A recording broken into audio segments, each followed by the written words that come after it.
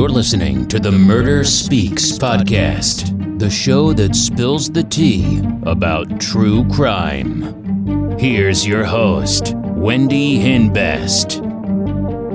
Welcome back to Murder Speaks with your host, Wendy. And co-host, Brent. I'm here to represent the audience, to ask questions that you might be thinking about, and to clarify the timeline and make sure that we understand the full narrative of the story. So today's true crime story is about 21-year-old Bethany Decker of Ashburn, Virginia. Bethany Ann Decker was born to Kim Nelson in Fredericksburg, Virginia, on May 13, 1989. After completing high school, she enrolled at George Mason University in Fairfax. Her major was global and economic change, and she managed to juggle her coursework with a full-time job. During her time at George Mason University, she got pregnant by Army National Guardsman Emil Decker. They married in 2009, and 6 months after the couple's wedding, their son was born. But she was born in 1989, they got married in 2009? Yes. So she's married at 20 years old with a kid. 21. Jeez. Yeah. Emil was often deployed to Afghanistan with his unit for months at a time. During those times, the baby was frequently left with Bethany's in-laws in Columbia, Maryland, so that she could work and attend classes. Emil was soon to leave for Afghanistan for a long period, and this was a difficult time for Bethany. At this point, the couple decided to take a break. Bethany's relatives and close friends described Bethany as smart, vivacious, and environmentally conscious. She attended George Mason University, and she also worked as a waitress. She started a recycling program at George Mason University and arranged for food that had reached its expiration date but was still edible to go to food pantries rather than be thrown out. As a teenager, she helped raise her sister and two brothers when her mother,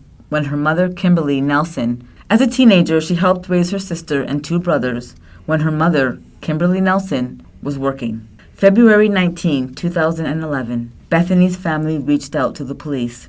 Her grandmother called because Bethany was missing. You'd think after raising, basically being, forced to raise her brother and sister because their mom had to go to work, that she would have been more responsible than to get pregnant at 20 years old. People make such poor decisions. It's funny, they're she's environmentally responsible. It's yeah, but how about being responsible within your own life? Yeah. There's so many of these cases, you see always the same kind of stories over and over again. Yeah. All these choices just put you in these dangerous situations. It's not that you're a bad person. It's not that you deserve bad things to happen to you. It's just it's a series of bad actions, and it just takes people it puts people in jeopardy even though they're not really trying to or aware of it. Yeah. Her family wasn't worried at first because Bethany was really busy and would go days without being in contact with them. She was carrying a full class load at George Mason University, and she also worked as a waitress. She had a 17-month-old son, so she was busy. Yeah. Her parents told the police that Bethany's love triangle was the reason behind her disappearance. Bethany was married to her husband, Emil, for a little over a year, and they had a child together. Her husband was in the military, so he had to leave for months at a time. So Bethany became lonely and ended up asking Emil for divorce. After they officially separated, she became close to a coworker named Ronald Roldan. They started a friendship and then started dating. They ended up getting an apartment together. They lived together for over 2 months. Born in the early 1980s, Ronald Roldan is a Bolivian national who moved to the States when he was 11 years old. He met Bethany Decker when he moved in near her apartment, and by that time, he was a father to at least 4 children from 3 different women. Okay. Oh, boy. Yeah, poor choice. How is that not just incredibly red flags all over the place? This guy's probably going to get you pregnant and then bolt. Yeah. Bethany's mother suspected that Ronald had hurt Bethany's son, which is why the boy was scared of Ronald and had a black eye on one occasion. Oh, Ronald, not a good sign. No. Ronald also tried to approach the daycare where her son was and pretended that he was Emil. Fortunately, the daycare staff realized that something was wrong and nothing had happened. Her family had reached out to domestic abuse hotlines for Bethany and had tried to develop a plan for her to escape the relationship with Ronald. Days before Bethany's disappearance, Emil took leave from the military and came back to try and save their marriage. The night before, I thought they were already divorced. I don't think they were divorced yet. Maybe they're in divorce proceedings. Maybe they're in divorce. They were probably in divorce proceedings. Yeah. He was trying to save their marriage, right?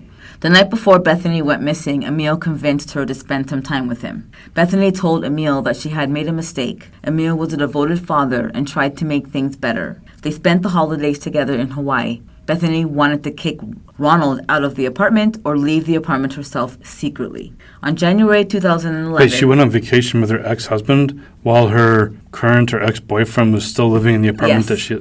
She realized she made a mistake moving in with Ronald and wanted to leave Ronald and go back to her husband. I know, but this behavior is so crazy. It's like, all over the place. Like, if you want to be with your ex-husband, okay, fine. Well, break up with the guy you're with, get all that squared away, and then start a relationship. All this crossing over, like, the relationships and stuff like that.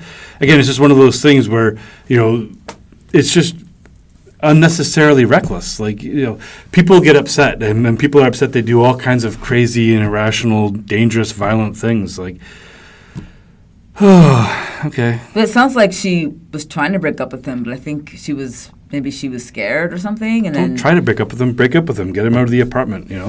Like, or you move out of the apartment or something. But it's just, like she asks her husband for a divorce, immediately starts dating this other guy, and then she realizes she doesn't want to be with that guy, gets back with her husband before she's even really ended the relationship with that guy. Even if she said, we want to break up, it's like, yeah, but you still got steps. Like, you got to get your stuff out of that apartment, get yourself situated. Like, she's just jumping from guy to guy like a frog. Yeah. It's dangerous. Like, some guys, like, I guess this Ronald guy, or whatever his name was, Roldan, whatever. Roldan, yeah. Yeah, they'll become enraged at this kind of stuff. Like, it's cleaner to just break up and have a bit of a gap. Like, I don't know. Like, anyway. On January 28, 2011, Bethany and Emil came back from vacation and spent the night at her grandparents' home. Bethany confided to her grandmother that she was drowning in stress and guilt. She said that she made a mistake by leaving Emil and choosing Ronald. They had dinner with her grandparents. Suddenly, she received a text and ran out of the house. Her husband, Emil, followed her out of her grandmother's house. The next morning, Emil saw Bethany before she returned to her Ashburn apartment that she shared with Ronald. Yeah. Later that day, Ronald claimed to have seen her there, but she has not been seen since. Right. The last time Bethany spoke to anyone besides Emil or Roldan was when she called her workplace to check her work schedule for the upcoming week. She wasn't answering anybody's calls or texts. Then her friends and family started to receive Facebook messages from Bethany, but it didn't sound like her. So they started asking questions that only Bethany would know the answers to. And the person refused to answer the questions, or they would give wrong answers. Right. The police got a search warrant for Bethany's home. When they got there, they were stunned. Her apartment was completely empty. It looked like somebody had quickly moved everything out of the apartment. 72 hours into the investigation, they found her car. It was found in the parking lot of her apartment complex. It was parked crookedly with a flat tire and it was covered in dust. When the family realized that no one had actually seen Bethany since late January, they reported her missing. That was 3 days after the messages began on February 16th, 2011. Okay, so 3 days after they couldn't get a hold of her, that's when they reported it. Yes. Okay. Her car was not in the spot where her family had seen it. The inside of the car looked like it had been driven for some time, but it had a tire that was nearly flat and a large buildup of dirt on the windshield.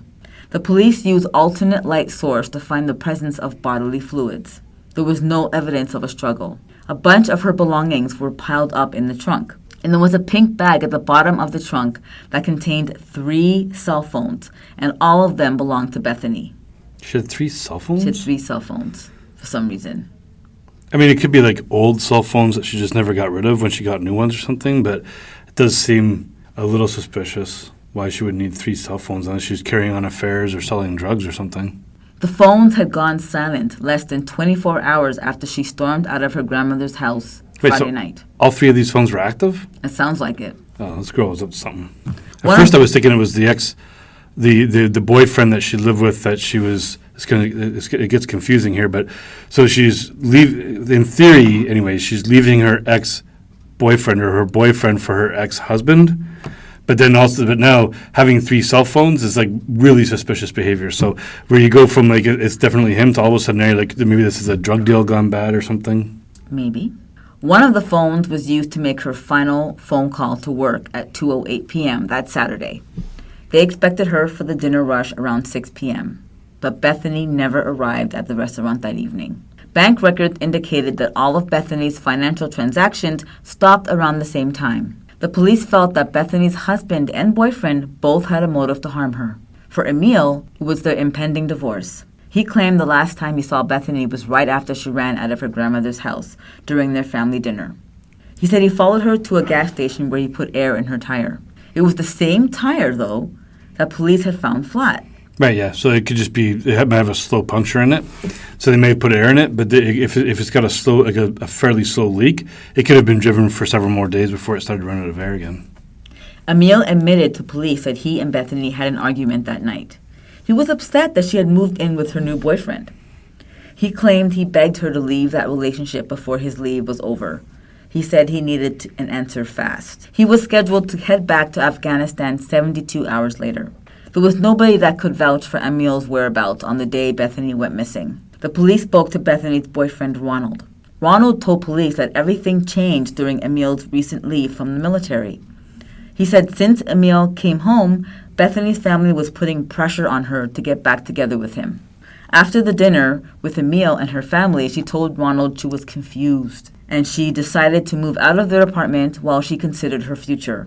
Ronald said Bethany had packed the rest of her things in her car, and the last time he saw her was when she walked out of the apartment on her way to Carrabba's, the restaurant where they both worked. Ronald said he texted her many times, and he thought that she didn't reply because she didn't make a decision yet about her future. And after a few days, he moved out of their apartment and waited to hear from her. back from her. He told police that she was pregnant with his child. Why would he need to move out? So he was moving out because she was going to stay there in the apartment, I guess? No. She moved out. She took all her stuff and left, and he was... Well, that's what he's claiming anyway. And he claimed after a few days, he moved out of the apartment and waited to hear back from her. Okay. I don't know why you'd both need to move out. And then he told police that she was pregnant with his child. Of course, that's what he does. He gets pregnant, he gets to go pregnant, and then he's gone. He didn't need to kill her. He could have just left her like he left all the rest. Do you want to know what happened to her? Yes. You do want to know? Yes. Do you know what happened to her? No. Ronald didn't seem troubled by Bethany's disappearance. Police had no physical evidence that he was responsible for Bethany's disappearance. Ronald was the last person to be with Bethany at the apartment. The police asked Emil if he knew that Bethany was pregnant with Ronald's baby. He said he knew and he was trying to work through it. He said he wanted their marriage to work and he would try and help her raise the child. Emil agreed to take a polygraph and he passed. Are you afraid that the truth's going to make you look bad? No. I shouldn't have even come here and talked to you guys. I should have already had a lawyer. A few years later, in 2014, after Bethany went missing, a woman named Vicky Willoughby had recently survived a terrifying attack. She told police that when they started dating, he was kind, but after a few short months, he changed. This is about Roland? We'll see. Or Emil? Oh, okay. She told police when she tried to break it off with him, he attacked her. He told her that he made one girlfriend disappear and he can do it again. He choked Vicky so badly that he broke a vertebrae in her neck. She shot him in self-defense, striking him twice, but he grabbed the gun and shot her in the face, hitting her in her right eye. When he walked out of the room to make a phone call, Vicky fled from the house while she was injured, and one of the neighbors heard her and called the police. She hid in her neighbor's home while she waited for the police. Vicky survived but lost her right eye. Her attacker was Ronald Roldan. They worked together at Malone's restaurant in Manassas, Virginia. This guy likes to go work at restaurants, start dating girls that work at the restaurant, knock them up, and then either leave them alone to raise the baby by themselves or kill them or attempt to kill them. Yeah, he has a pattern of meeting women in restaurants. Yeah, he's a womanizer of the worst order. After they started living together, she asked him about his involvement in Bethany's disappearance case, only to find him getting angry and defensive. As the days went by, he became more controlling and straight out threatened to hurt her. Why in God's name would you date somebody that you suspect is responsible for the girl that he was dating previously going missing? When she decided to quit her job and move to a house in Pinehurst, North Carolina, he forced her to allow him to move with her, which was a big mistake. The police researched digital forensic evidence. When the messages were sent from Bethany's Facebook account beginning February 16th, they came from a device that used the same IP address as the device that was used to check Ronald's email account and Facebook page. Investigators found web browser data showing that the messages came from Ronald's laptop. Ronald was arrested and charged with murder. Ronald agreed to plead guilty. Based purely on the computer evidence? I mean, it's pretty good evidence, but it's just pretty solid circumstantial evidence. I'm surprised that because you see all the time in these cases where they'll have like all this circumstantial evidence, but they don't press charges because they want to find something more incriminating, more of a hard fact to try and convict the person on. It just seems wild that you're like, well, this device was used to send the same messages, so that means he's guilty of murder, and then he takes a plea deal. It seems too easy. Probably that with the fact that he attacked the other girl, and he said to her, I got rid of one girlfriend, I can get rid of another. Yeah. Maybe all that information as well, right? Kind of helped them. Okay, he probably did kill. He's probably responsible for Bethany's murder. No, it's strong enough for the investigators to. I can understand why they would zero in on him and say this is definitely our guy. We just got to find the hard evidence on him. Yeah. What I'm surprised is that a DA was willing to potentially press charges with that, because you just always see these cases where the DAs are like, it's not enough evidence to go to trial. We need more. And I've seen cases where they have so much overwhelming circumstantial evidence that you feel like there's no way this guy didn't do it, but the DA still wants hard evidence. But in this case, with something as simple as, well, he definitely sent messages from her Facebook account from his device after she went missing, which is, I agree, pretty damning. It's just, it doesn't rise to the level of evidence that I've seen in other cases where DAs have chosen not to press charges. So it's I guess it all depends on the DA, but there doesn't seem to be a lot of consistency there. Yeah. Ronald agreed to plead guilty and gave a videotaped confession.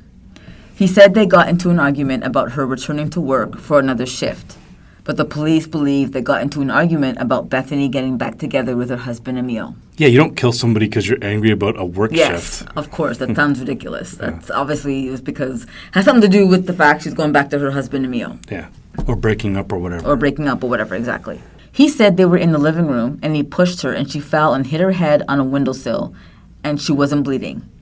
He claims he checked for signs of life, but she was dead. Died instantaneously from hitting her head against the windowsill that didn't even cause a windowsill that didn't even cause her to bleed? Exactly. No. Nobody believes in that story, obviously. He claims he checked for signs of life, but she was dead. He says he got scared, panicked, and never called 911. He said he put her body into a Christmas tree disposal bag and dumped her in the trash compactor at their complex. Investigators They found... have a trash compactor at the complex? I guess, yeah. That's weird. Why is that weird? Well, usually you just have garbage bins, and a garbage truck comes and collects the garbage and takes it to a garbage dump, and maybe garbage dumps have trash compactors to, make the garbage take up less volume, so it takes up less space in the garbage dump. It just seems weird for a building to have a trash compactor for some reason. Okay. Investigators found no marks or scrapings on the windowsill to corroborate Ronald's account. We argued about that, and at some point during the argument, I pushed her, and when I pushed her, she tripped over like her feet and hit the windowsill. What hit the windowsill? Right. Then what happened next? I went to her and I put my fingers by her nose, and she wasn't breathing. Is there some reason why you didn't try to call 911 for her at that point? I was scared, just panicked. There was a bag in the apartment for Christmas tree removal, and I just put her inside of the bag. Once I did that, then I took the bag to the trash. I mean, the only thing in his story that was true is that the reason he didn't call 911 was because he was afraid. Yeah. Everything else is a lie. And how he got rid of the body. That's probably the only things that are true. Yeah. Okay. That too. Yeah. Yeah. So the police didn't believe his story except what he said he did with her body. Right. There was no blood in the apartment, and the detectives believe he might have strangled her, which is what I think too. I think it'd be almost impossible to tell after a trash compactor because it's going to squeeze the body so badly. Like, I don't know how their forensics works on a body in that situation, but it seems like there'd be so much damage at that point that you'd be like, God only knows what killed her. Yeah. The detective asked him if he ever put his hands on Bethany's throat, and he said he didn't. But I don't believe that. Of course, that's what he said. And the defense attorneys are going to claim any damage that might exist to her throat or anything was just an accident because of the trash compactor. Yeah, exactly. Bethany's mother suspected that Ronald had hurt Bethany's son, which is why the boy was scared of Ronald. I said that already. Hang on. I forgot to copy and pasted it, and I forgot to delete it. Hang on.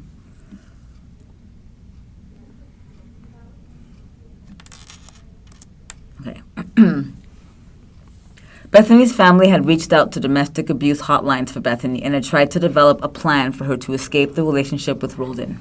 Ronald said he didn't know Bethany was on a trip with her husband, and he learned about it upon her return, and she disappeared shortly after that. Ronald said during the interview that Hawaii wasn't the source of the... Ronald or Roldan? His last name is Roldan. His first name is Ronald. His name is Ronald Roldan? Yeah. Am I crazy? Are those not the exact same letters in both those, his first name and last name? Ronald? R. Ron, Old, Roldan. Maybe it's not the exact same. Anyway, it's a weird name. It's like, I don't know what it's like. But to be named Actually, maybe it is. Roldan Ronald? Roldan. Yeah, I think it's the same. No. Ronald. One might have more letters in there. No, I think it is exactly the same. I need a pen. We need a pen, yeah. I think that's Ron. Wait a minute. Ronald. This is going to bother me. Hang on. Okay. Hang on. I'm sure it's the same letters. I'm sure it is. I think you're absolutely right. In different... What's this?